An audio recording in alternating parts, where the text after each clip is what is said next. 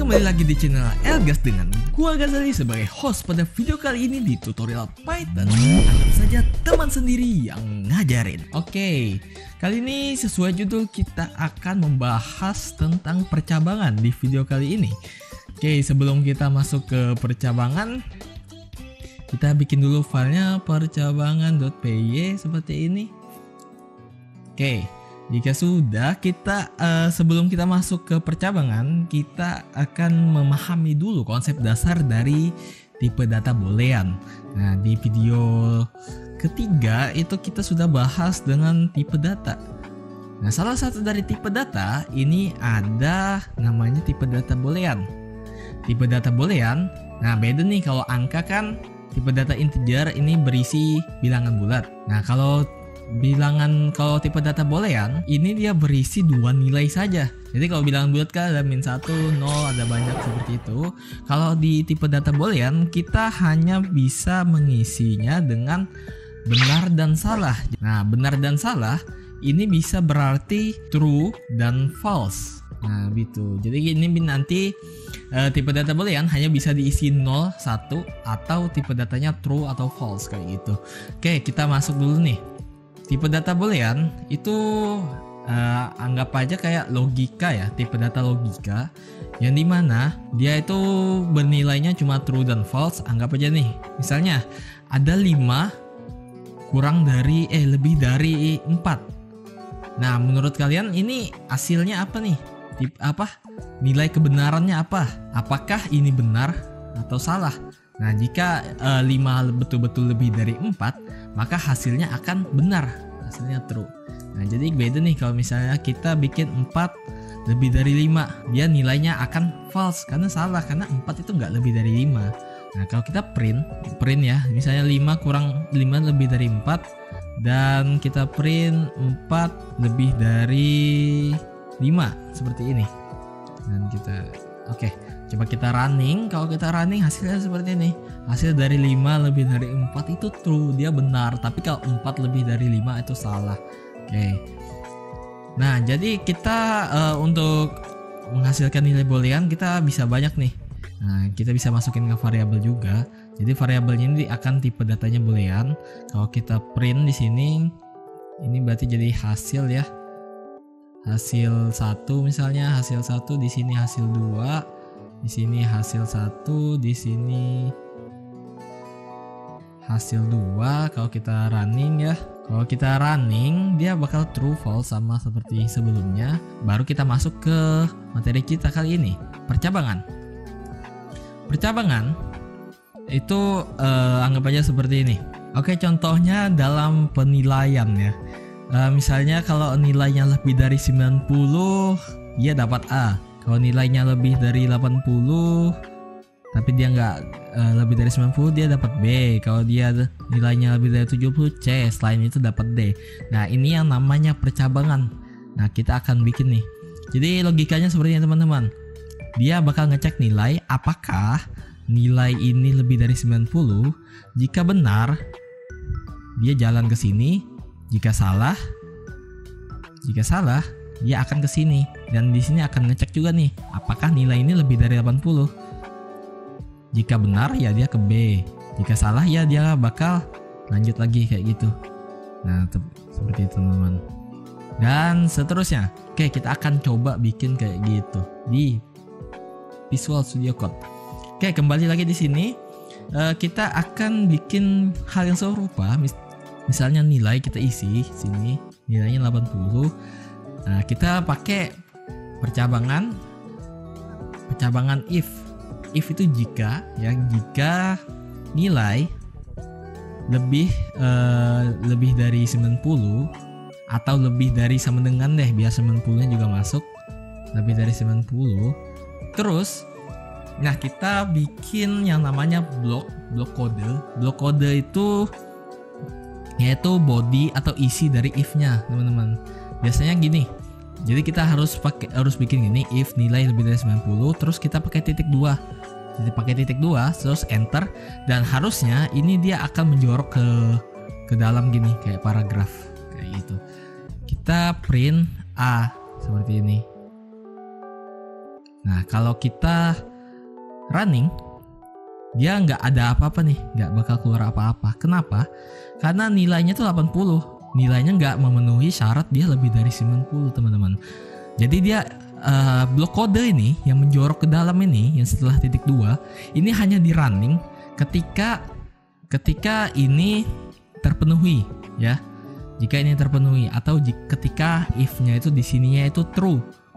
Nah, jadi kalau misalnya nilai sekarang 80, berarti 80 lebih dari 90 berarti false, ya kan? 80 itu nggak lebih dari 90. Jadi dia kalau false ini nggak bakal dijalanin. Dia hanya dijalanin jika ini hasilnya true. Nah, kalau sebenarnya di Python kita bisa kasih kayak gini. Nah, biar lebih jelas teman-teman. Jadi yang di dalam kurung ini harus true supaya ini dijalanin. Nah, supaya true gimana? Ya kita betulin nih. Misalnya ini 9 nih, 90. Apakah 90 lebih dari sama dengan 90? Iya, benar, true. Ini hasilnya true. Hasilnya true. Nah, kalau hasilnya true apa? Ini bakal dijalanin kayak gitu. Nah, A, dia bakal ngeprint A gitu. Kayak gitu ya. Kemudian kita akan selesaikan programnya. Nah, itu A, print A. Terus di dalam di sini juga misalnya gini. If misalnya kita bikin if lagi, nilainya itu lebih dari 95. Ya, lebih dari 95. Nah, kita bikin begini, print A plus. Pakai string ya, A plus. Kalau di sini A aja. Print A. Seperti ini. Nah, kalau kita nilainya 90, dia bakal ngeprint A di sini. Kalau dia di sini kita ganti jadi 95 atau 97 seperti ini, dia bakal jadi A+. Dan dia A juga. Kenapa? Karena dia juga masuk di sini nih. Di sini A+, terus dia karena 97 itu lebih dari 90, dia jadi A juga kayak gitu. Dia bakal di print gitu, teman-teman. Atau nah, kemudian kita akan bahas tentang elif. Jika nilainya lebih dari 90, ngeprint A. Jika tidak, else.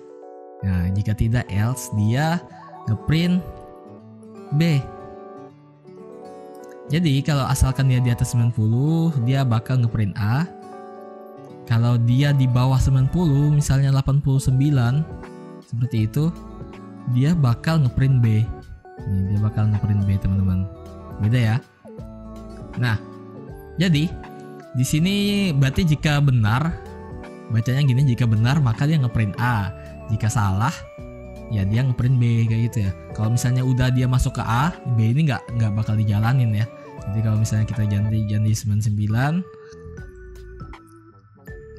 nah B itu nggak dijalanin teman-teman, karena dia masuk ke else jika tidak ya. Nah, kemudian di tengah-tengah ini misalnya kita ganti jadi D. Nah, kita hapus. Nah, gitu kalau else. Jadi if else itu biasanya kita pakai gini deh. Jika hujan maka bawa payung. Nah, gini ya. Kita bikin variabel is hujan. Is hujan sama dengan true misalnya. Untuk T-nya huruf besar. Baru if is hujan, print bawa payung. Else. Nah, kita jangan lupa ini biasanya ada indentasinya atau ada tabnya gitu atau ada paragrafnya, kita hapus nih biar dia paling kiri. Else print, gak usah bawa payung deh, gak usah bawa payung. Nah, gini, jika hujan maka bawa payung. Nah, seperti yang aku bilang, program ini hanya bisa dijalankan ketika di sininya ini true. Nah, is hujan ini nilainya true. Nah, teman-teman, jadi kalau misalnya kayak ini sama ya, kayak 6 lebih dari 5 ini menghasilkan true. Nah, tapi ini bentuknya variabel, ini dia jadi nggak 6 lebih dari 5 itu sama dengan true. Nah, ini sama aja nih kayak ini, tapi bentuknya variabel. Nah, variabel ini isinya true. Nah, jadi kalau 6 lebih dari 5 ini true, terus is hujan ini ada variabel yang nilai yang true. Jadi kita bisa taruh variabel kayak gini aja nih. Variabel if true, nah ya, is hujan sekarang true ya. If true, nah true benar berarti print bawa payung. Jika dia false, maka dia gak usah bawa payung. Nah, kalau kita print di sini, nah dia akan suruh bawa payung karena hujan nih. Kalau kita ganti jadi false, dia bakal turun ke sini karena dia dia false kan. Jadi dia nggak bakal jalanin ini, else dia jalanin yang di bawah. Gak usah bawa payung kayak gitu. Oke, kita udah bahas tentang itu, if else. Kemudian kita akan bahas tentang elif. Nah, elif kita balikin deh yang kayak gini tadi ya. Elif itu adalah singkatan dari else if. Nah, else if itu kalau biasanya kita sebelumnya kita pakai titik 2 gini, print B ya kayak gini ya. Nah, kalau kita pakai else if di atasnya, else if atau elif, jangan pakai elif, jangan pakai else if karena di Python tidak ada else if, adanya elif ya. Nah, kita bisa bikin kayak gini. Jika nilainya lebih dari 80 print B seperti ini teman-teman. Ini misalnya C. Nah, kalau begini sistemnya bacanya kayak gini. Jika nilai lebih dari 90 maka print A. Jika tidak, apakah nilai lebih dari 80 maka print B. Jika bukan juga semuanya maka print C. Kayak gitu ya. Berarti kalau di sini kita akan print A. Kalau di sini kita print jadinya print B. Ya. Kalau kita nggak di bawah dia nggak lebih dari 90 dan nggak lebih dari 80, misalnya 1 gitu ya, dia bakal ngeprint C. Ya, intinya kayak gitu teman-teman. Jadi if ini buat mengecek ya, jika true ya dia jalanin program di dalamnya. Nah, kita misalnya bisa tambahin lagi nih, nggak cuma bisa satu line aja ya. Nilai kamu A. Nah, jadi ini bisa diisi banyak ya di dalam blok pemrograman ini. Oke, seperti itu. Kalau nilai 1 C, nilai kamu C kayak itu. Ya, mungkin sekian ya untuk percabangan, materi percabangan pada video kali ini. Sampai jumpa di video selanjutnya.